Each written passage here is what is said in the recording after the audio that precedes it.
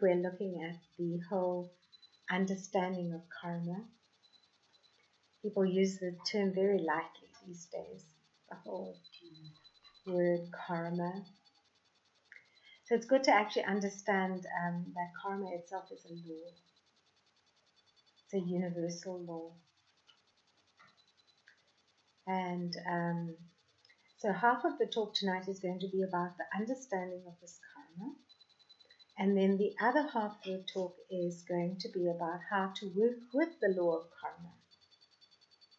Because we know that when we work with natural laws, like a farmer knows, if he works with a natural law, he's going to get a really good crop. So when you work with the laws of nature, then you get a good crop because you understand it. And so you're going to get the most out of it. So I think that's also a very important part of karma, is understanding it so that we can use it to our advantage, so we can create a very good life for ourselves.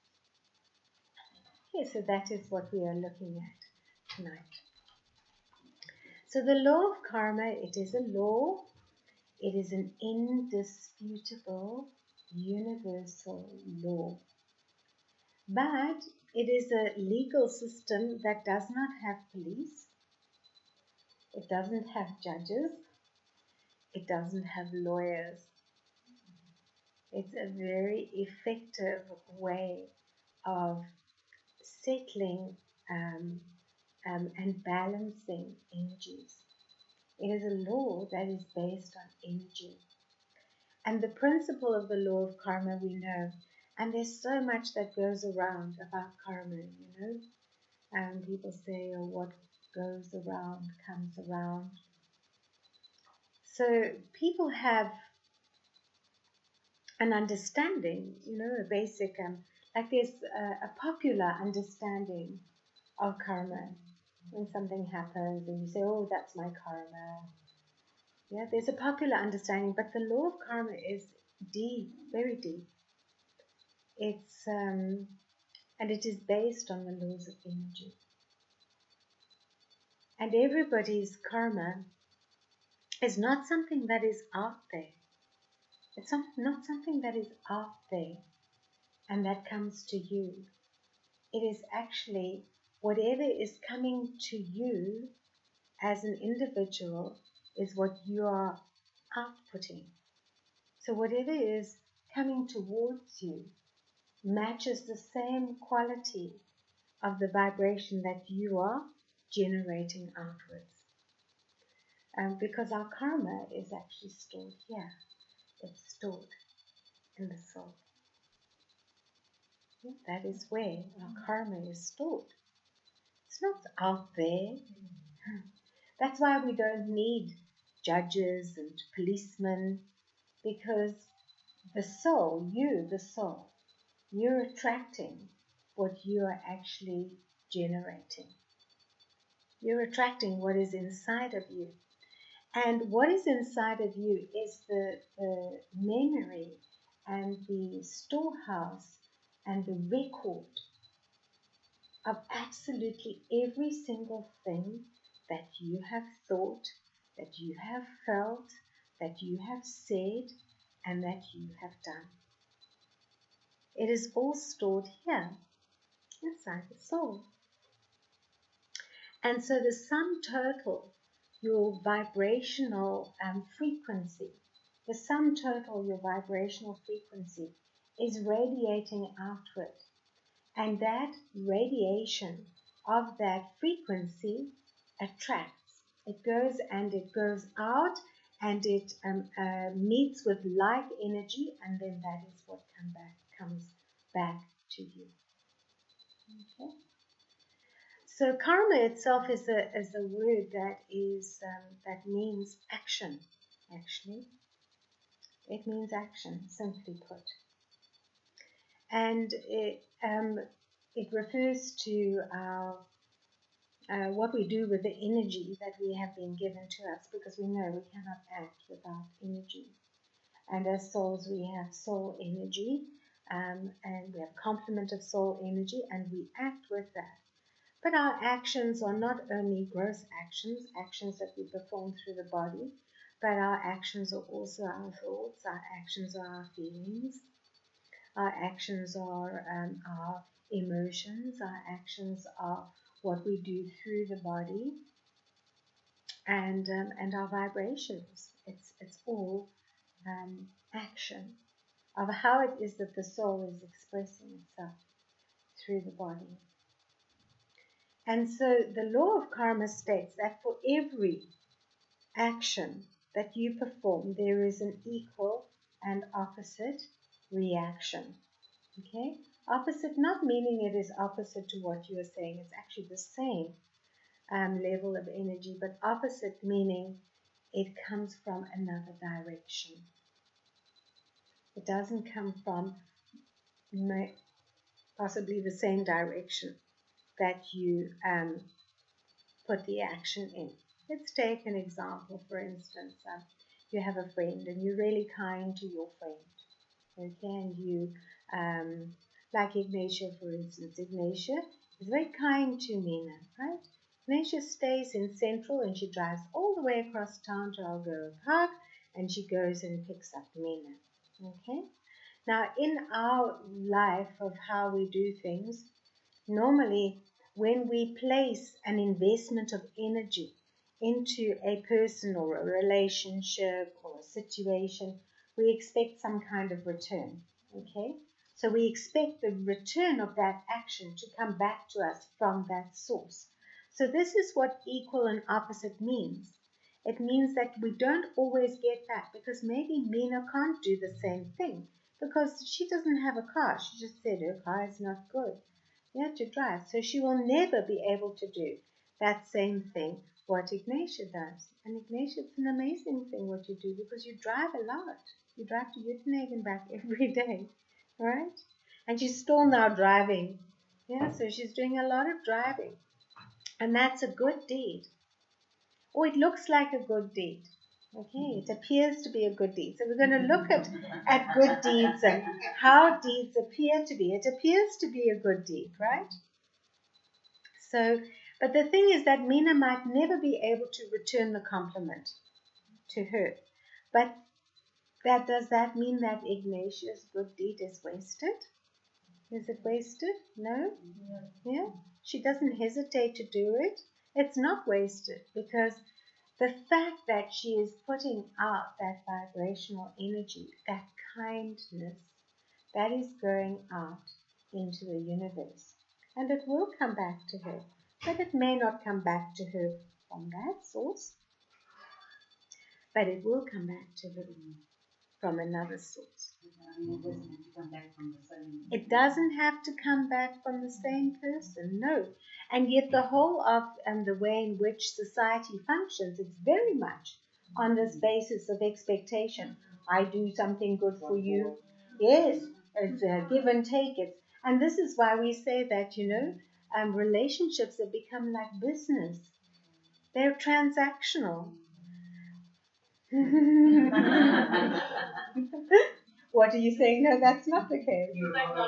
Not you, no. But that is a pure relationship thing. Oh. Yeah, she's seeing the energy, between you. So the thing is that with karma, and when we begin to understand that nothing goes unseen, because it's like the teacher that first taught me meditation, he used to talk about the camera of karma. He spoke about the camera of karma. The camera of karma is recording everything that is happening. And that camera is here. Yeah. So it's interesting. So it doesn't always have to come. The return doesn't always have to come. Unfortunately or fortunately, whatever way you look at it, in human society we have social structures and we have a whole legal system. We have human laws. But we know how those human laws fail humans, Innocent people go to jail and guilty people are, what's the legal term for let off? They don't go to jail. You know? Innocent people are sometimes sit in jail, and then it's later on it's revealed that in actual fact they never committed that crime, and they go to prison for a period of time. And then there are people who are clearly guilty, and they don't get the justice that they feel that society feels that they deserve. And that is because the law of karma is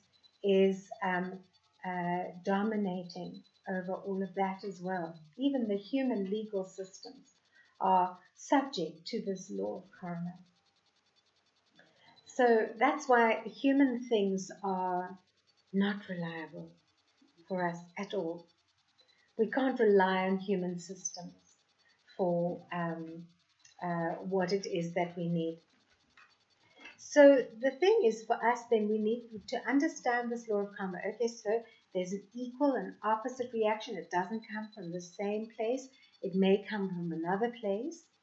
Now, the second thing that is very important to understand about the law of karma is that something that appears to be a good deed may not be a good deed at all. Can you understand this? Sometimes people, I'll give you an example. Say, for instance, let's say somebody considers himself to be a philanthropist, right? Even companies, they do this. They consider that they have a social, they call it corporate social responsibility. And so they have a certain amount of money that they set aside that goes supposedly to go back into the community. But meantime, actually, what is their motive behind that? The motive is profit. They want their name splashed there, their image is presented there, they go to that event, they've plastered the place in their colors, their logo, they give out free gifts that have got all of their logo on them.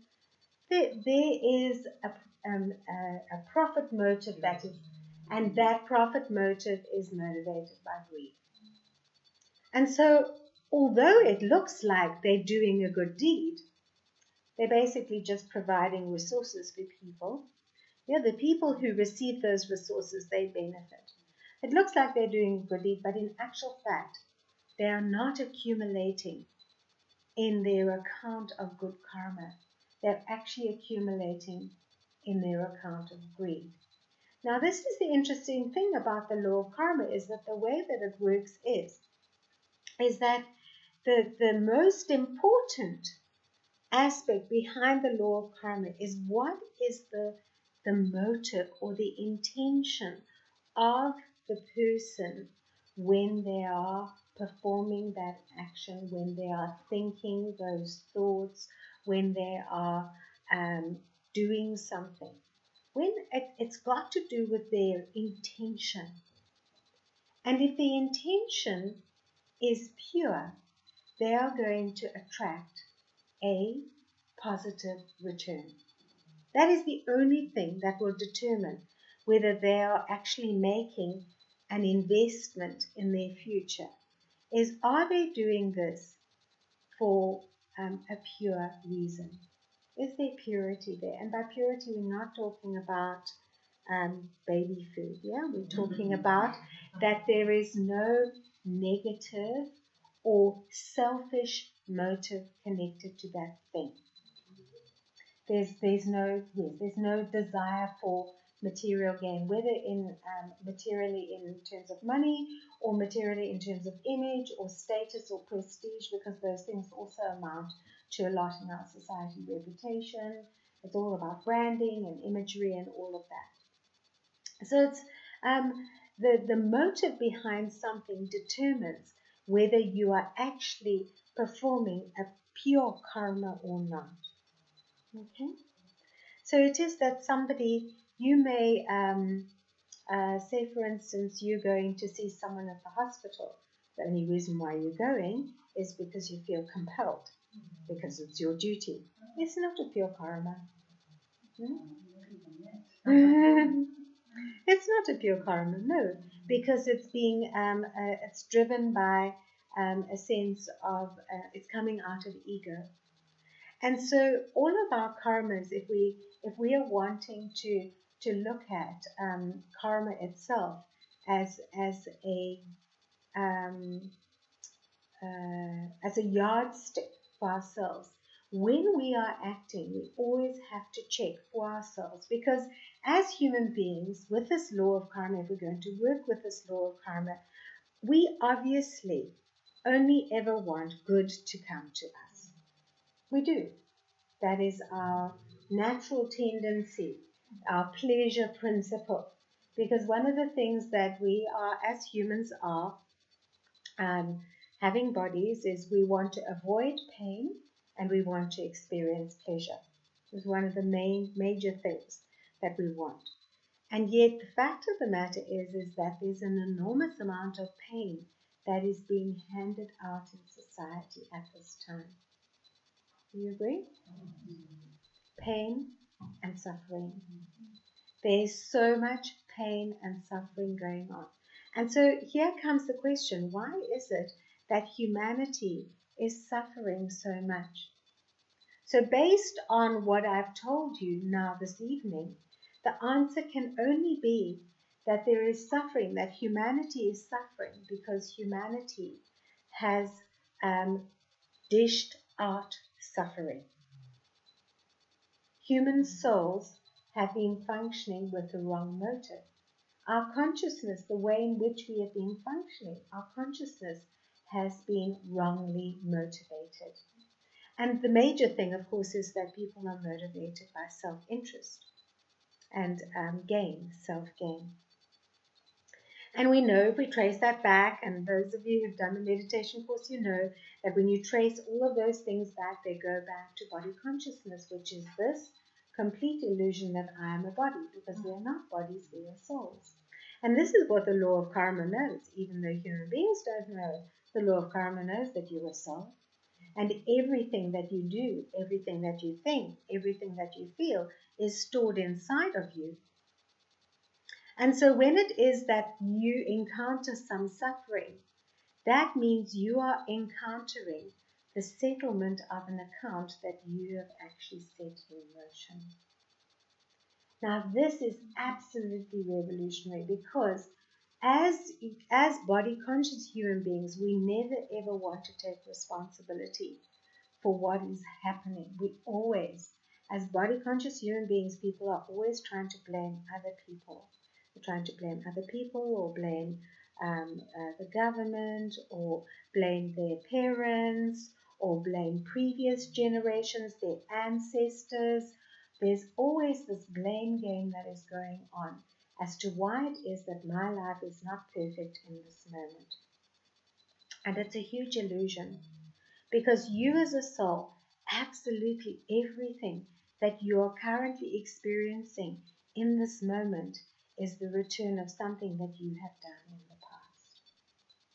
And when it is that we as individuals, we take responsibility for that, when we actually grow up, we become spiritually mature. It's a step of spiritual maturity to say, whatever I am currently experiencing in this moment is a result of something that I, the soul, have done in the past. Now that's pretty hectic if you think of what some souls are currently facing at this time.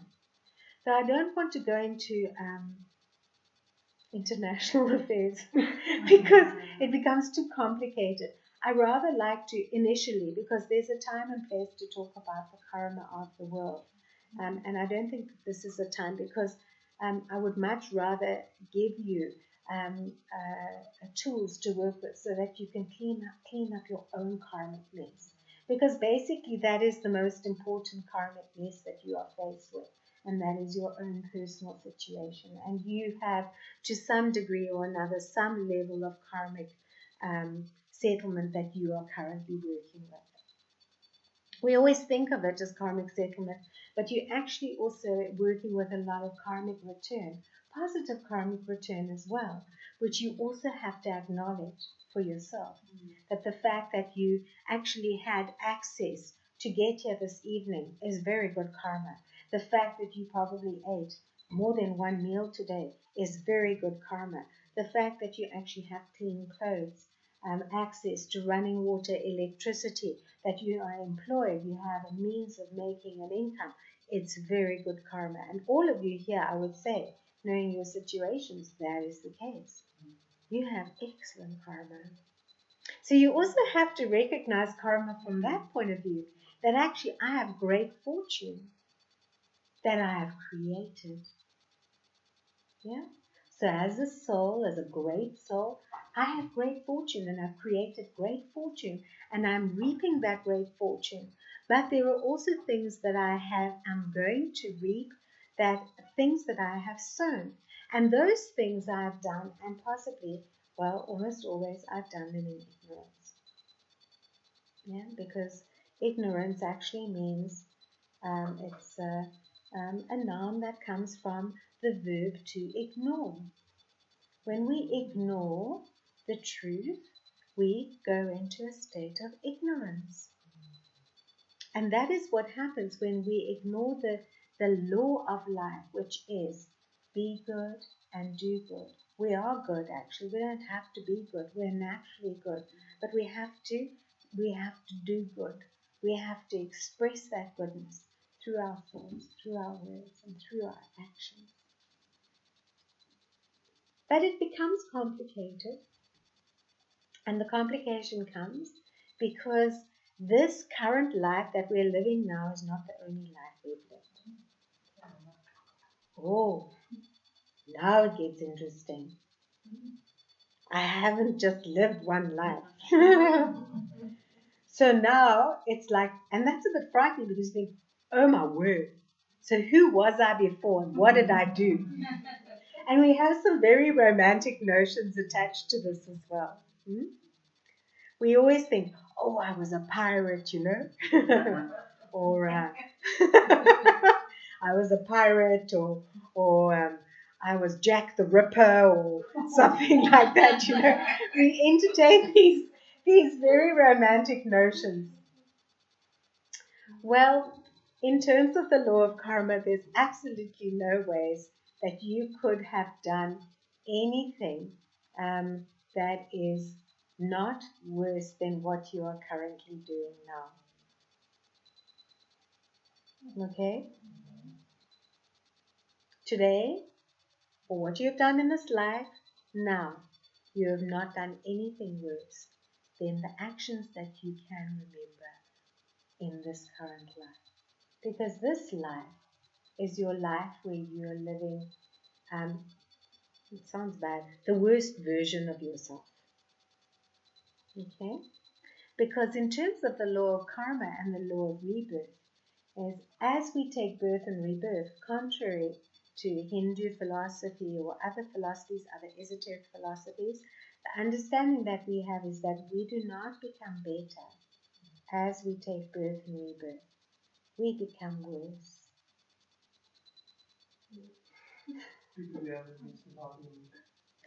This is our worst life. We started out as fully enlightened. It's kind of like when we left the soul world where we were, when we left that place of beauty and purity, when we left God's home and we came into the three-dimensional existence in order to live as human beings in material bodies, we were perfect. And as we've taken birth and rebirth, just like motor cars, we have used up our fuel. We've used up our energy.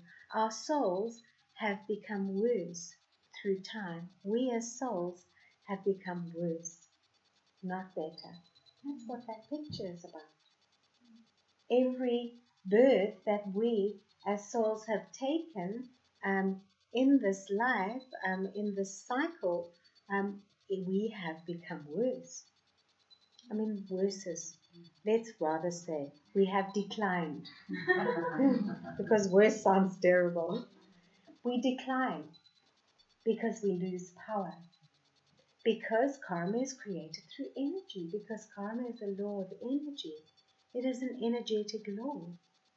And so as our energy has reduced and as the quality of our energy has reduced, and you can actually see it as well, There's an illusion of progress happening in the world today because we have technological progress. But in actual fact, the world is not progressing. Technology is progressing. It's regressing. Absolutely right. Yeah? Isn't it wonderful? Yeah? We have cell phones and our children can watch pornography on their cell phones. Isn't that great? How wonderful we are. It's an absolute joke. So if you think of how life was morally and spiritually 100 years, 200 years, 300 years, 400 years ago, even 1,000 years ago, far better. Yeah? And there were fewer people too. Yeah. There were fewer people. And so, in actual fact, we have not become better. So this is a complete, this turns it sort of like op the kop, right? Yeah. Upside down, doesn't it? It completely reverses. But it makes sense. And so in this life that you have, this life is your last life and it's your worst life. And look how good that life is. Have you had a good life? I think all of us here could say our lives are extremely good, which means that throughout time, from the time that we've left our home, our spiritual home, we have lived pretty good lives. Now, but the interesting thing is, what the interesting thing about the law of karma is that there's an accumulation of karma that happens over a period of time. Because it's not an instant law. There isn't an instant backlash always. Sometimes there's like a karmic account that lurks there in the background. Yeah? It's almost like the universe waits until you're ready to settle an account too. There's that, I feel that there's that beauty about it. There's perfect timing. Because within the whole process of regression that takes place, there's also then a time of progress and evolution. And that time is now. Do you feel this quickening at the moment, globally, that people are wanting to gain as much knowledge as possible? They're wanting to change. There's this huge drive towards a shift into a new world. Yeah, it's almost like we're all on a bridge and we're walking towards that new world. Some of us are further along the bridge than others. Some of us are actually coming back and calling all of you saying, come, let's go now, We need to go and we can't go alone. And then on the other side, you'll find that, and those of you who have stepped onto that bridge, that transition, you've become spiritually awakened, spiritually alive, and you're wanting to do things in a responsible way. You're trying to live responsibly. If you think about the way in which you are living, you're wanting to live with maturity and responsibility. But behind us, those who are still behind there, we are witnessing a huge settlement of karma on a grand scale of many souls who have taken birth and rebirth, and they are picking up the return of their actions. And some of them, it's putting them in enormous pain. And I often think that pain, there's only one reason for pain. Yeah, there's a reason for suffering and pain, and that is to help people to wake up from their sleep of ignorance, because it's like a sleep of ignorance. When you go to a doctor, when there is pain, when you go to a doctor for a pain, then the doctor makes you aware. The doctor says, well, you've been drinking a bottle of whiskey for the last 30 years. There's no wonder that your liver is giving you this pain, and it's telling you to stop. It's giving you a message. Every single kind of pain is a messenger that is coming to teach us, to tell us to change. Because as souls and taking birth and rebirth, what we have done is we have become very fixated in particular ways of doing things. And we will not be inspired to change unless we experience pain. That seems to be kind of like the human condition. Though I personally prefer to learn without pain because I don't like pain much. I would much rather learn the lesson before the pain comes.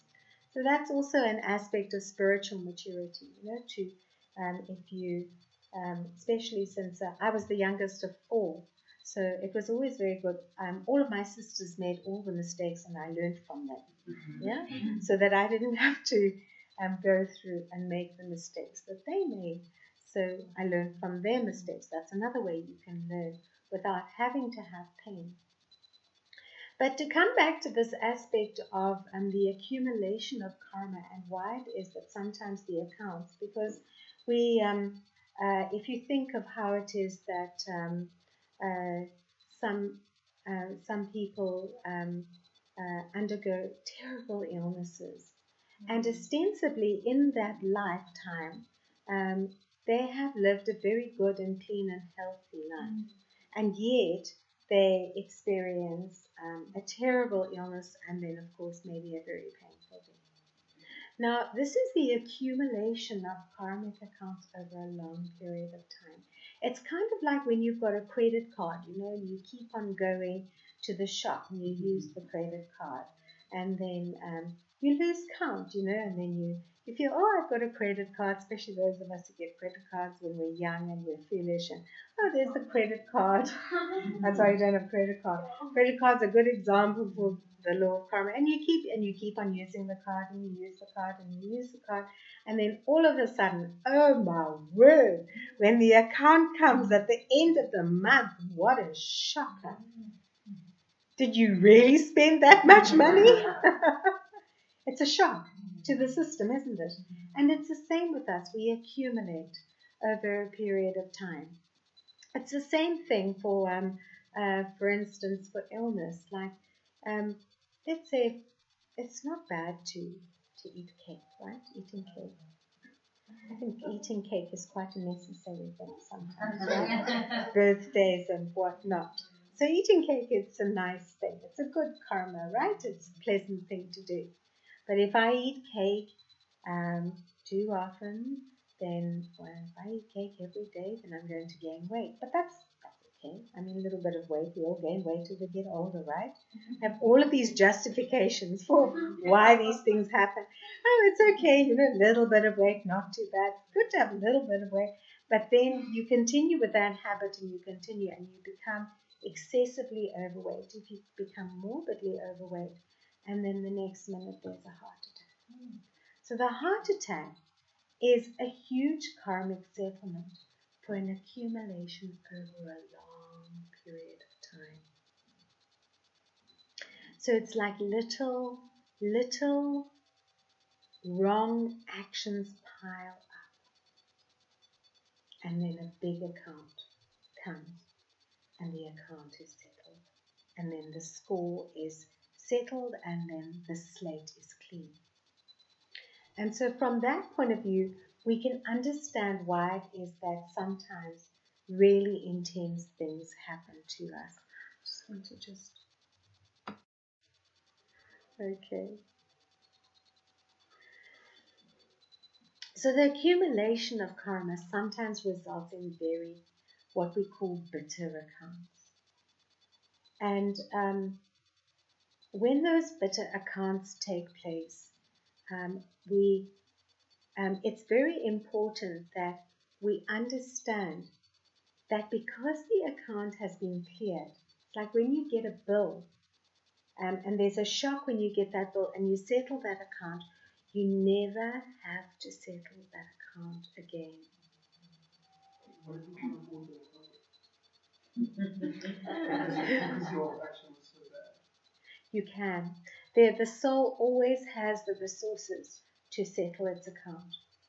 And within the settlement of the account, it's just that you might feel that you can't tolerate it or that you can't do it. But the soul actually has the resources to settle that account, otherwise it wouldn't settle it. because it actually is the sum total of its own doing. And so what it does is it will, and normally accounts, inspire change within us. Like for instance, maybe somebody finds that they pick up a huge account where they have some disease. They will change their whole lifestyle so that they can become well. Sometimes they may not even become well. They may even leave the body. But that doesn't mean to say that they haven't settled the account. Like how your mother died through such an intense disease. She settled her account, and wherever she is now, she cleared that bill, and she's enjoying a good bill of health now. So it is that even though, the ultimate thing, which is the fear of death, but we know that in a spiritual reality, there's no such thing, because the soul continues to live. And so the soul, even though they're never obliterated by their account, because the soul is the creator of the account. The creation cannot obliterate the creator. It's against the law. The creator always can handle the creation. Yeah, and we are creators in that way. And so that huge settlement of an account brings about a shift or a change from a spiritual point of view, which then triggers spiritual growth. So that's why all of it is good. There's nothing bad. There's nothing wrong. There's no bad in this story at all. It is all an opportunity. It's just the only thing that is not good is if we are unaware. Unawareness is not good. Yeah, it's like I have a wonderful friend. I absolutely adore her. She loves animals. On the weekend, we were driving and towards the yoga, and then there were these the sow, the mummy piggy, and the piglets. And she said, "Oh, stop there! Those piglets!" She wanted to rescue them. I said, "Why do you want to rescue these piglets? They actually have a better life than most of the bacon that you eat." And she said, "No, you don't have to say it like that. I said, "What is?" I said, "They're going to get eaten in a while." And she said, "No, but we have to save them from being eaten." I said, "If you want to change the world one meal at a time. That's how you change the world." Yeah. I must now stop and pick up this piggy and these piglets because to stop them from being eaten. What am I going to do with them? Okay, I'm going to rescue them. I'm rescuing the piggies, but actually, they're living a better life than the pigs that are in factory farms. Yeah, okay, I feel sorry that their ultimate destination is that they will end up on someone's plate. I do feel sorry about that, but that is not my responsibility. That is not my karma. I am taking care of my karma by making sure that I don't eat bacon, I don't eat pork, and that I am saving animals, one animal at a time, because I'm not putting them in my mouth. That's how I'm saving the world. My own personal karma. And so, because sometimes it is, that we want to save the whole world, but actually we have to start with ourselves. We have to start with ourselves. So I've told you about if you want to work with the law of karma, you have to understand your motives. Everything that you do, there has to be that purity. Okay? We can't change the past. There's no ways we can change what we have done in the past. And that is stored in us as our vibrational frequency. We can't change that through thinking. Now, the way that our vibrational frequency can change, and this is what is the most wonderful secret about the law of karma, and it's connected to our meditation practice. Every single time that we meditate and we tune our vibration and raise our vibrational frequency, we are actually obliterating all that which we have done in the past, we are obliterating that by raising our vibrational frequency. Because remember the first thing that I told you, where's your karma stored? It's stored in here. So the kindest thing that I, as a soul, can do for myself is to meditate. Because every time I meditate, I'm raising my vibrational frequency. And that means that even though I have done wrong in the past, even though there are many things that I cannot even remember, and I have a store, I have many karmic accounts. I can't change those things that I have done, but I can change my vibration. And the more I change my vibrational frequency by becoming soul conscious, the more those accounts are obliterated. And then, of course, the second powerful thing is that when I connect to the source of spiritual energy, whether you call it God, Jehovah, Allah, whatever, that supreme being, the supreme soul, when I connect to that source, and that pure energy is entering into my energy system is cleansed. My energy system is renewed. My energy system is purified. And so this is why in religion they say God forgives you your sins. Okay, but some people take that a little bit to the nth degree because they think it's very automatic, but it's a very spiritual process that takes place. You have to do the work. You have to become soul conscious. You have to sit and you have to allow that elevated vibrational frequency to enter your system. And that only happens through meditation, through yoga. It's the only way. And that is where the atonement comes. Yeah? When we have at one-ment with God, that is what atonement is, where we atone for our so-called sins. Okay, when we as yogis talk about sins, we talk about sins as being self-inflicted nonsense. Because in fact, everything we know, we have done everything to ourselves. Because we have behaved in a way that is contrary to our true nature. And so this is why the law of karma always brings me back to this aspect of soul consciousness, whom I, as a soul, I am this amazing being. I am peaceful, I am pure, I am loving, I am blissful. This is my true self.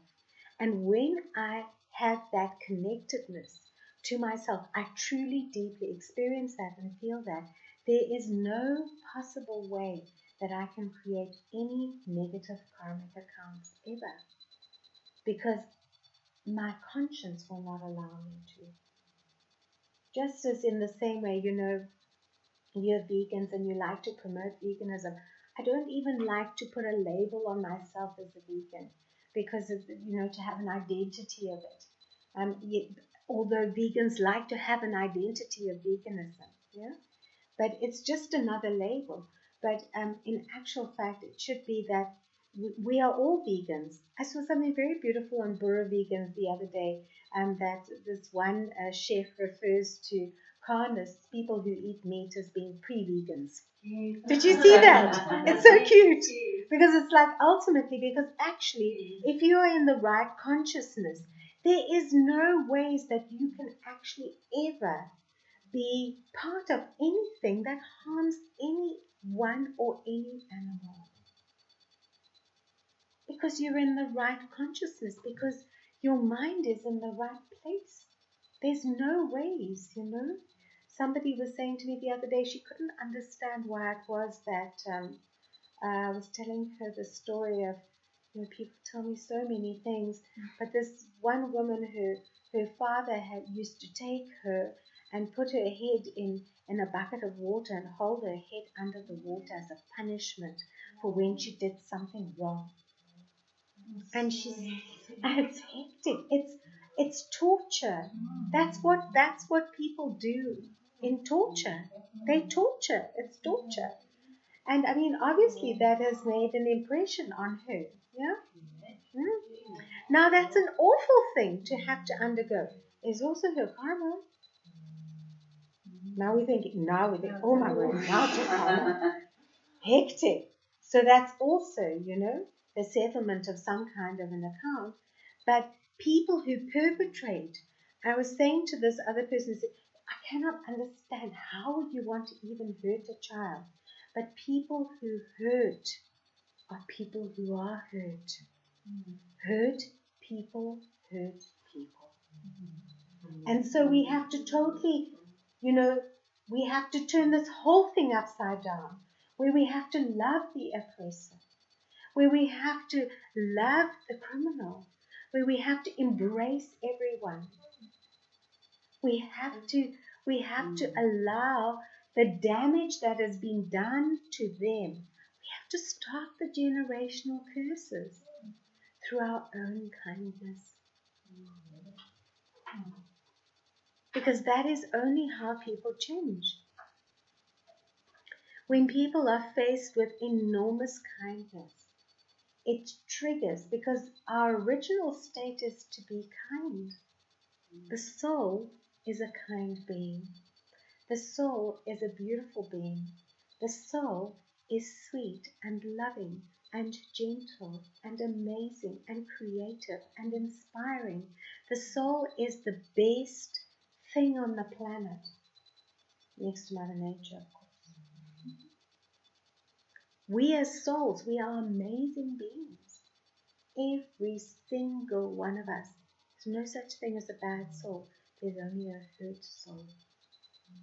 Someone who through time has acted in the wrong consciousness, had the impact of that coming back to them, and instead of learning and growing through it and becoming better, they've become worse. So when the law of karma is working on us, we have a choice. How am I going to take this? Because when something bad happens to you, are you going to be bad? Most normally people, when bad things happen to them, they lash out, they retaliate. So when things happen to us, and this is what the law of karma and this whole act of taking responsibility, spiritual responsibility, does for us, it says to us, okay, hey, this is my creation. Wow. What a creation. And to embrace it in that moment and to say that this which is coming to me, which is happening to me, is supposed to be happening. And I accept it. I take responsibility for it, rather than, because the interesting thing is that if you react negatively to negativity, you create more karma. So when are you going to stop the rot? We have to stop the rot. We have to say, no, this ends with me. I'm going to stop the rot here and now. That this thing, I'm going to bite the bullet. Do you know where the saying bite the bullet comes from? Long ago, before they had anesthetic, they used to do surgery on people. They used to give them a bullet to bite on. They gave them a bullet to bite on so that they could clench their jaw. They used to give them whiskey and all of that kind of thing as well. It was normally on the battlefield and with amputations, when they had to amputate, because that is where that's where the saying bite the bullet comes from. Okay, before anesthetic. Must have been a big bullet, yeah. They would bite the bullet. Okay, so we have to do that. That pain that we're experiencing, it doesn't last forever. And let it be a catalyst for growth. Let me learn from this too shall pass. Yes. Very wise. Yes, Lao Tzu. So not to become negative, and this is how we work with the law of karma, not to become negative when negative things happen. Don't become negative. It doesn't help. You're just compounding the problem. Then the other way that we can work with it is to do as much pure karma as we possibly can. So to perform as many, well, people call them charitable deeds, but I don't like the word charity because I don't like the word sin either.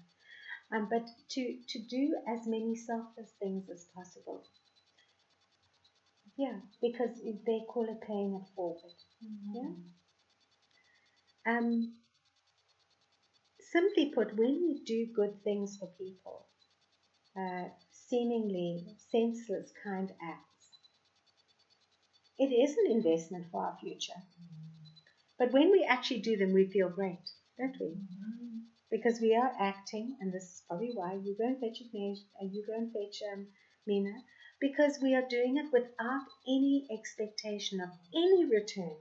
When you perform a selfless act, when you do something because you are connecting with your own inherent goodness, when you do that act, you get an instant, what we call instant karma or instant fruit.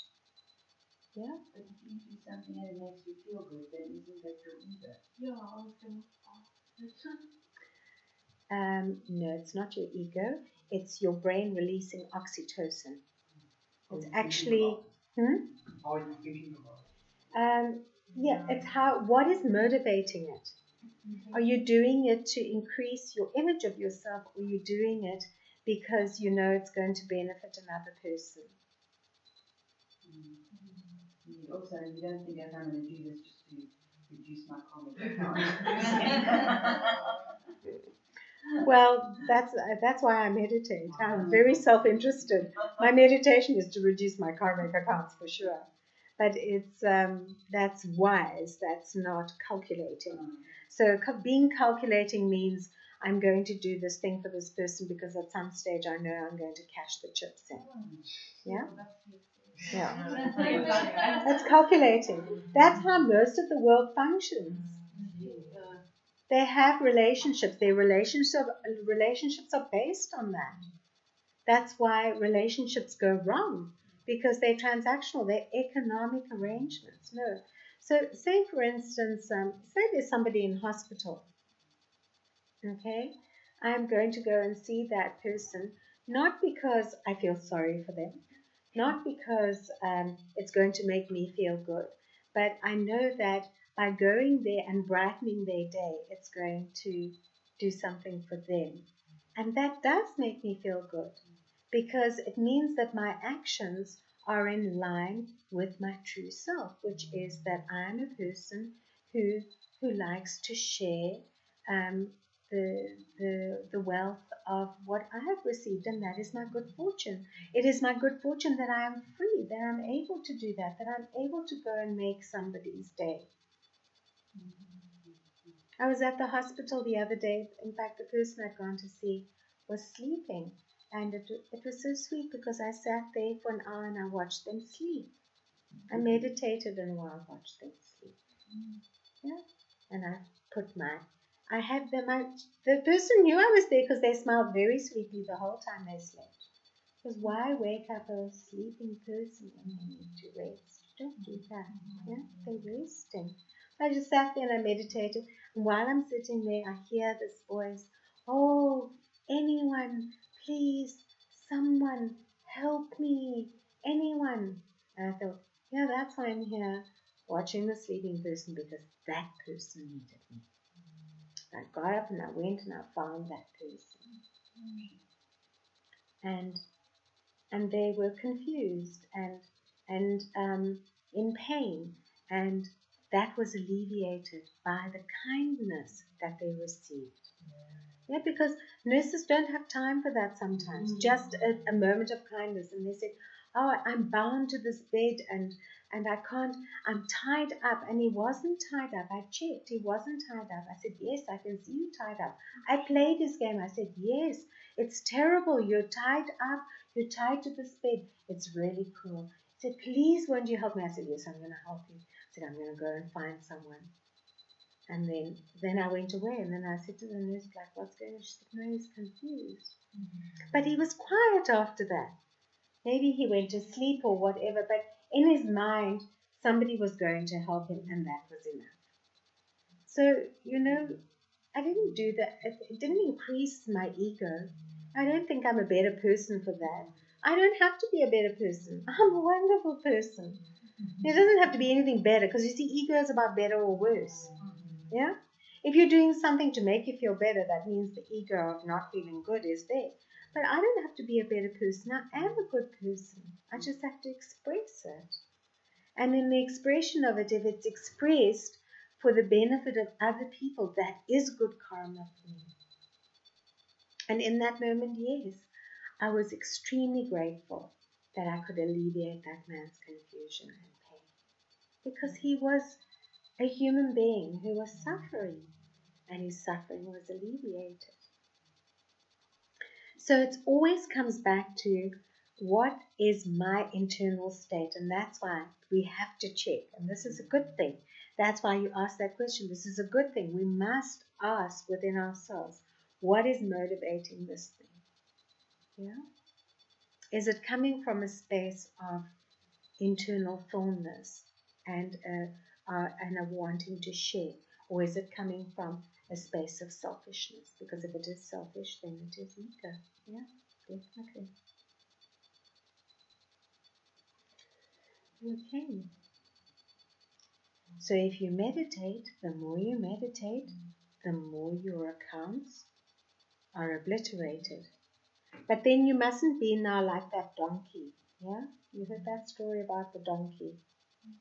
The donkey, the laundryman. It's one of these Indian stories. There's a laundryman who has a donkey, and the donkey helps him to take all the washing down to the river. In India, they wash the washing in the river, and then they dry them on the rocks, then they pack them up, then they put it back on the donkey's back. But the donkey likes to roll in the mud. And then he sees the mud, and then he rolls in the mud, then all of the washing gets dirty again. Yes, and the laundryman has to go back to the river, he washes everything, and then there's a cycle of that. Then they come back again, and then the donkey rolls in the mud again. So you can have a cycle where you get clean, and then you get dirty, and you get clean, and you get dirty. This is what some people do. And the irony of that is that you get nowhere. There is no progress. Yeah? So whilst we are living enlightened lives, we should not.